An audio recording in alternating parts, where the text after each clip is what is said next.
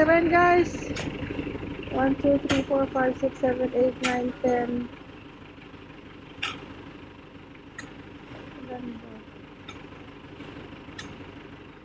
Ay, pinapagawa na ng HOA. Good job, HOA. Good job, HOA ng Metrogate. Pinapagawa na nila. Hello.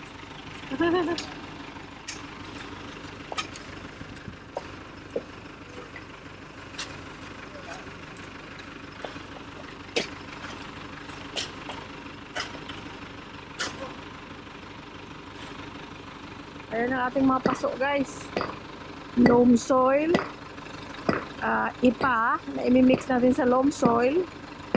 Yun ang mga ginagawa ng mga gardener, mga nagtitinda ng mga tanim, para hindi magastos sa loam soil at mas mabuti pa daw sa tanim yun yung ipa. Tapos tinignan ko sa internet, tama nga ang ipa, nakakaganda ng tubo ng tanim. Tapos meron din tayong mga bato-bato, dalawang klaseng paso, yung round na gray, dito yan sa labas. Tapos yung rectangle nandun, ilalagay dun sa empty lot. Diba guys, nasira ito ng mangga, yung sidewalk. So pinapagawa ng HOA. Thank you, Engineer Gino. Thank you so much.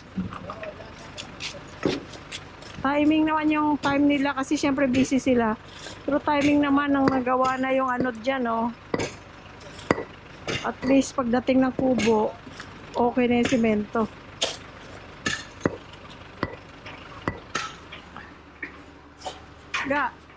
Ga, nakalimutan mo to. Dito na. Ano yan? Yung long sword. Oh. Dito? Dito na, doon. Oh. Dyan dadaan. Para hindi lahak. Oo.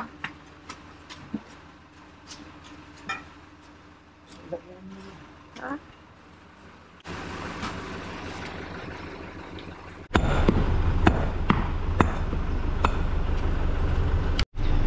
Kasi guys, tingnan nyo yung lupang ito, bato-bato. Kaya kailangan mo talagang lagyan ng loam soil para na tumubo ng mabuti ang ating mga tanim. Tingnan nyo, oh, bato-bato. Ilan yung loam soil? 1, 2, 3, 4, 5, 6, 7, 8, 9, 10, 11, 12, 13, 14, 15, 16, 20 yata ito ka loam soil. Yung ipa, 1, 2, 3, 4, 5, 6, 7, 8 tama. Yan guys ang aking papaya. Ay, meron na yatang mga bulaklak. Bulaklak na siguro yan. Oo, bulaklak na. Uy. Ito friends, ginagawa na nila tong sidewalk.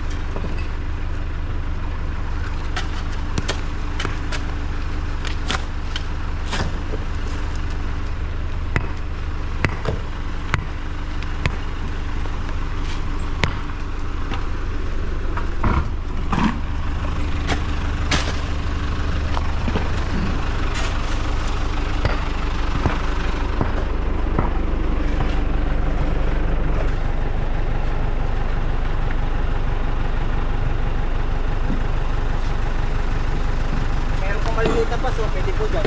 Oo. Puro naka-flat yung... Oo, puro plat eh, no?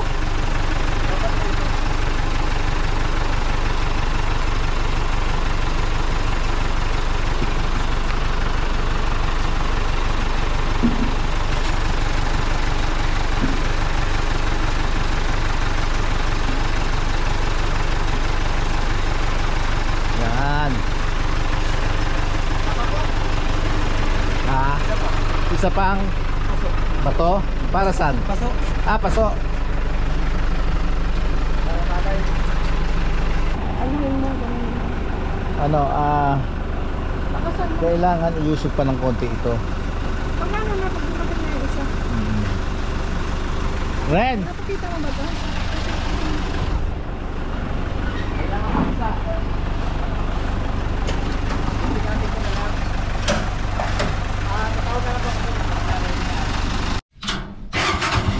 Malunggay's life na naman tayo, guys.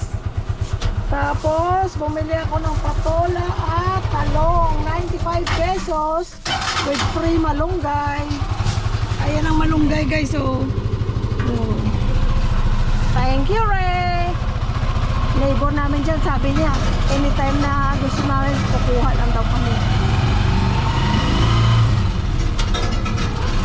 1 year ago pa niya yung sinabi. Automatic renewal. Ano na naman kaya? Ano na naman kaya ang project ni Louie Boy? Ano na naman kaya project niya? Ano tawag dito? Plywood? Oh. Basta meron akong project. Tapos meron siyang ano tawag? Kabilya. Bakal. Oh. Gagawa daw siya ng sarili niyang bahay. Para pagka pinalayas mo ako dito sa bahay, nandun na ako sa kubo. Ano to? Pinto ng kubo. Okay, sige na, papasok ako ang init. Ay, Ha? nakasya ba? Ay, bababa mo siguro. Pagang lang naman ito. Oo. Nag-lunch siguro, guys, ang mga gumagawa. Ito na. Ginagawa nila yung ano tawag dito? Sidewalk, kasi sa HOA itong sidewalk eh. Kaya silang gumagawa. Ito yung sinira ng ano? Sinira ng mangga. Itinaas niya ang sidewalk. Kaya nasira. Kaya ayun, pinalitan ng ano, pinapalitan nila ng HOA. Daling kausap naman ni engineer doon sa ano, sa HOA ano, office. Tapos ito na, guys. Magtatanim tayo mamaya pag hindi na mainit. Napakainit. Ang aking hiram na puti ay nawala na. Yun na si Louie Boy. Alis niya para may pasok niya tricycle. Ay, pahiram na susi ga. Ma'am, saan ko ilalagay ito? Bahala ka na, sir. Nasaan na susi? Pahiram susi para makapasok ako. Saan ko ilalagay ito, ma'am? Bahala ka.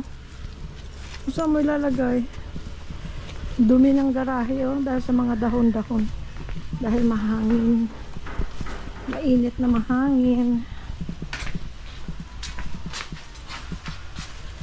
Mag-garden ako mamaya.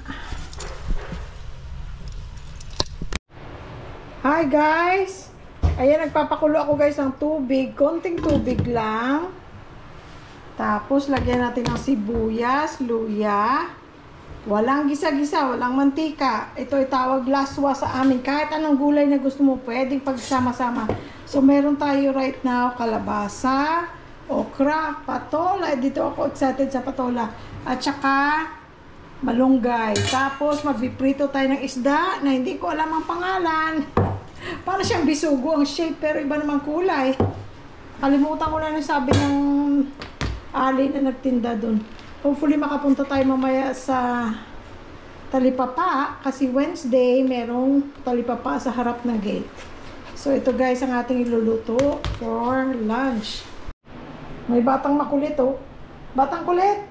Aray. Sky. Oy, lagay natin guys ang okra. Nandiyan na, kanina pa kumukulo ang sibuyas at luya. Tsaka meron na siyang asin. Pwede rin lagyan ng pinirito, pwedeng lagyan ng bagoong isda. Pero ako simple lang, yan lang, tubig lang. Pakukuluin natin yan, tapos isusunod na natin itong lahat. Meron pa pala isang okra.